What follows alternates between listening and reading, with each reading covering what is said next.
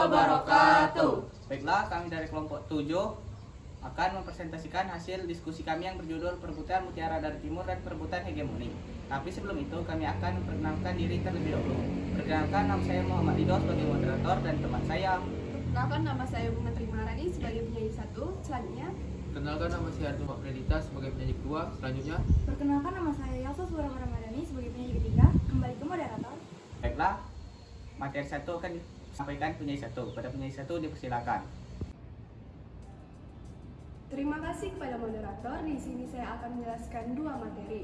Materi pertama yaitu motivasi, nafsu, dan kejayaan Eropa. Di dalam sejarah bangsa-bangsa di dunia dikenal dengan adanya penjelajahan samudera. Aktivitas penjelajahan samudera tidak terlepas dari penemuan dunia baru. Aktivitas penemuan dunia baru tidak terlepas dari motivasi untuk memenuhi kebutuhan hidup, untuk memenuhi kepuasan dan kejayaan dalam kehidupan di dunia. Tidak hanya motivasi, tetapi juga nafsu untuk menguasai dunia baru itu. Salah satunya yaitu untuk mencari keuntungan ekonomi dan politik. Dunia baru yang dimaksud yaitu wilayah atau bagian di dunia yang merupakan bagian timur atau timurnya Eropa.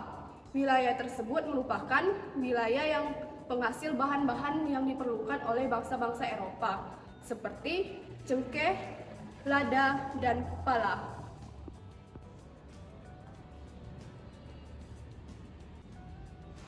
Orang-orang Eropa berusaha sekuat tenaga untuk mendapatkan rempah-rempah, karena rempah-rempah sebagai bahan masak dan bahan untuk membuat minuman yang berfungsi untuk menghangatkan tubuh pada musim dingin. Orang-orang Eropa sangat menyukai rempah-rempah yang berasal dari Kepulauan Nusantara. Daerah penghasil rempah-rempah ini disebut sebagai Kepulauan Nusantara. Orang-orang Eropa menyebutnya dengan sebutan Hindia. Bagaikan mencari mutiara dari timur, itulah sebutan yang diucapkan oleh bangsa-bangsa Eropa terhadap Kepulauan Nusantara.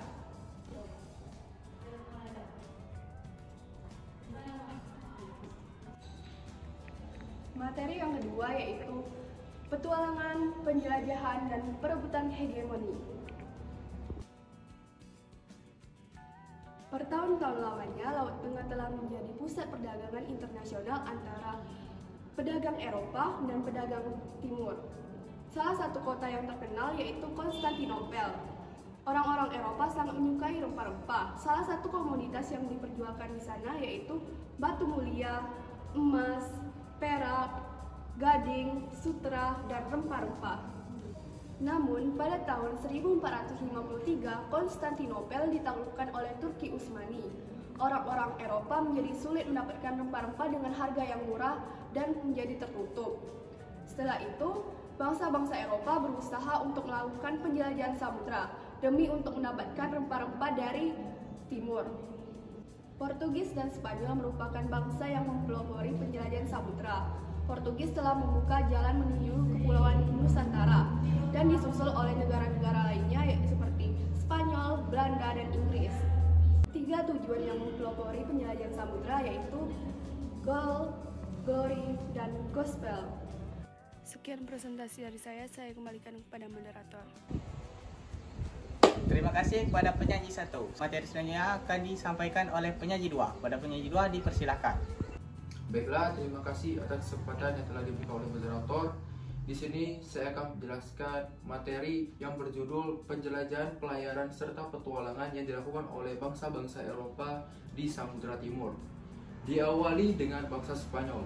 Bangsa Spanyol diyakini sebagai bangsa pelopor pertama yang melakukan ekspedisi samudra di timur. Di bawah pimpinan Christopher Columbus pada tanggal 3 Agustus 1492. Christopher Columbus berangkat dari pelabuhan Spanyol dengan meyakini bahwa bumi itu berbentuk bulat, maka dia bertolak ke arah barat. Sesampainya di Kepulauan Kanari, Afrika sebelah selatan, ekspedisi pun dilanjutkan dengan mengarungi lautan yang terkenal luas dan ganas, yakni Samudra Atlantik. Setelah melewati Samudra Atlantik, Columbus berhasil mendarat di tepi pantai sebelah Kepulauan Bahama atau benua Amerika pada saat ini. Columbus yang mengira bahwa ekspedisi telah sampai di tanah Hindia Oleh karena itu menyebabkan penduduk-penduduk lokal di sana dipanggil sebagai orang-orang Indiana.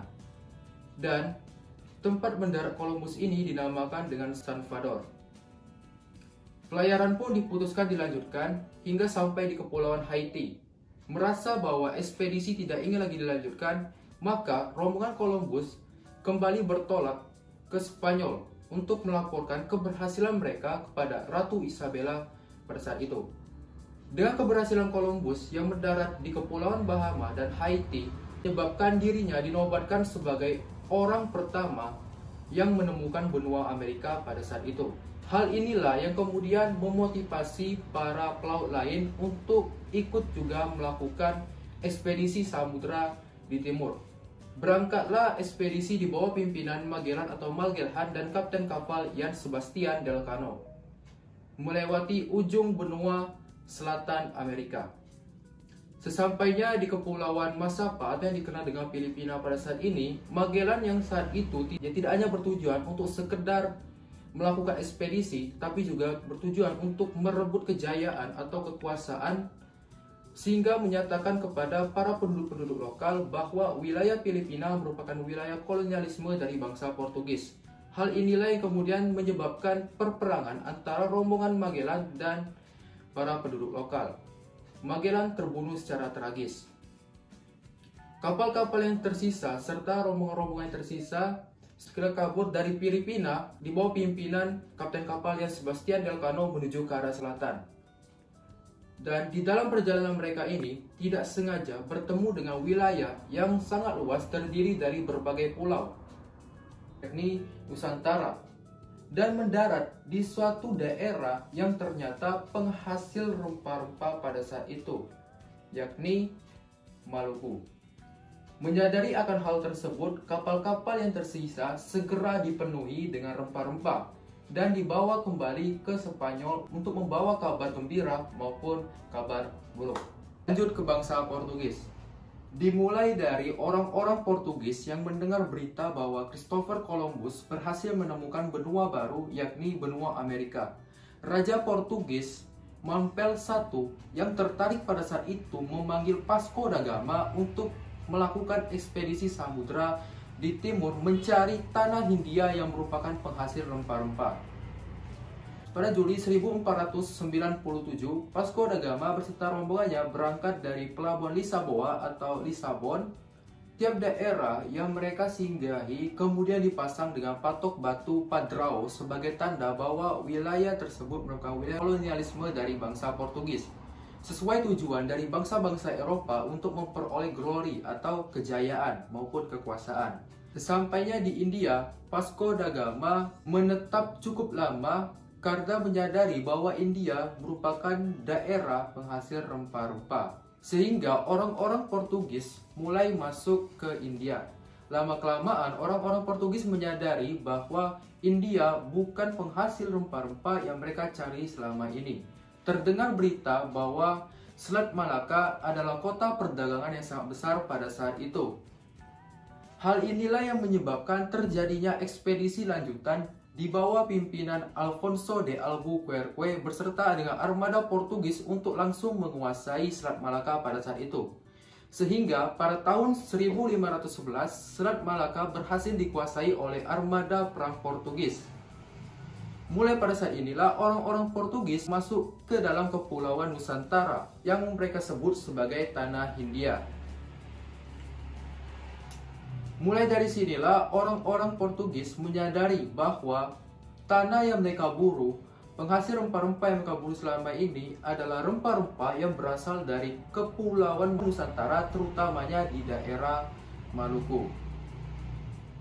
Disinilah muncul istilah mutiara dari timur di kalangan orang-orang Portugis yang menggambarkan pada daerah kepulauan Nusantara sebagai penghasil rempah-rempah pada saat itu. Setelah Selat Malaka dikuasai oleh armada perang Portugis, perdagangan-perdagangan yang dilakukan oleh orang-orang Islam pada saat itu menjadi terdesak, terutamanya orang-orang yang berasal dari Gujarat, Arab maupun Persia, dikarenakan penetapan kebijakan monopoli perdagangan yang dilakukan oleh bangsa Portugis. sehingga terjadinya perperangan serta pemberontakan karena ketidakterimaan atas kebijakan semena-mena dari bangsa Portugis ini. Misalnya pada tahun 1512 terjadinya pemberontakan yang dilakukan oleh pemuka masyarakat bernama Pate Kadir berserta dengan rombongannya. Akan tetapi pemberontakan tersebut berhasil dihalau dan Pate Kadir yang masih selamat pada saat itu melarikan diri menuju ke arah Demak.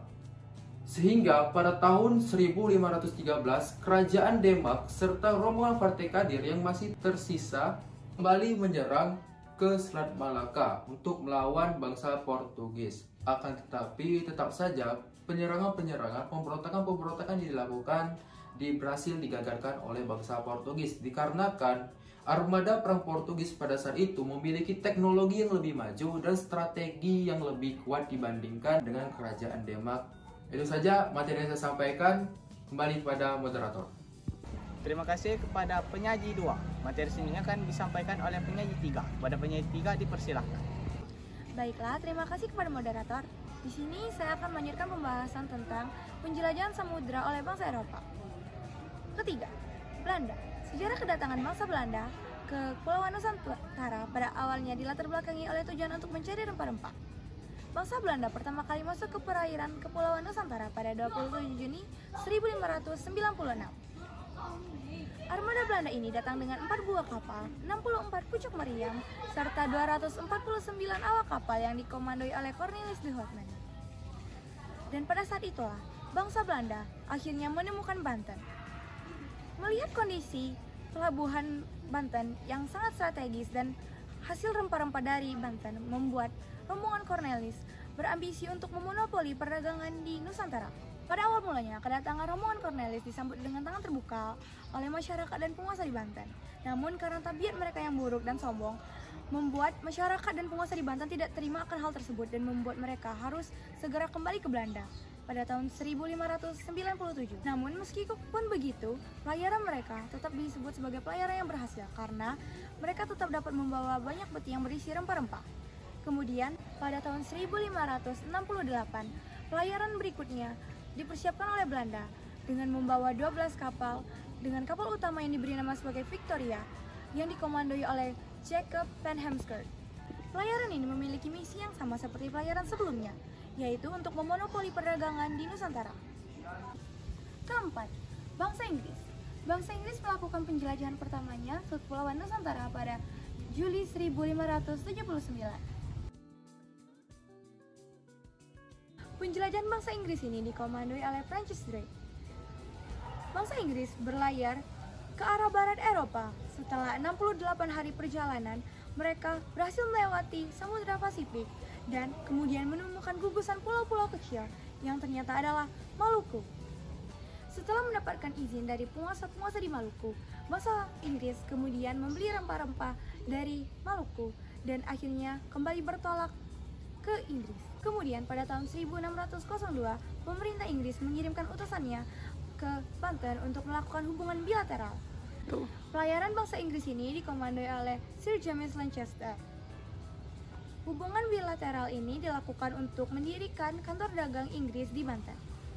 Dan pada tahun yang sama juga, pelayaran Sir James Lancaster berhasil menjangkau Sumatera paling utara, yaitu Aceh, untuk membeli lada dan rempah-rempah lainnya. Sekian materi yang dapat saya sampaikan, saya kembalikan ke moderator. Sekian presentasi dari kami. Jika ada kesalahan kami mohon maaf. Jangan lupa Like, Komen. share, and subscribe. Kami akhiri, wabillahi taufiq wal hidayah. Wassalamualaikum warahmatullahi wabarakatuh.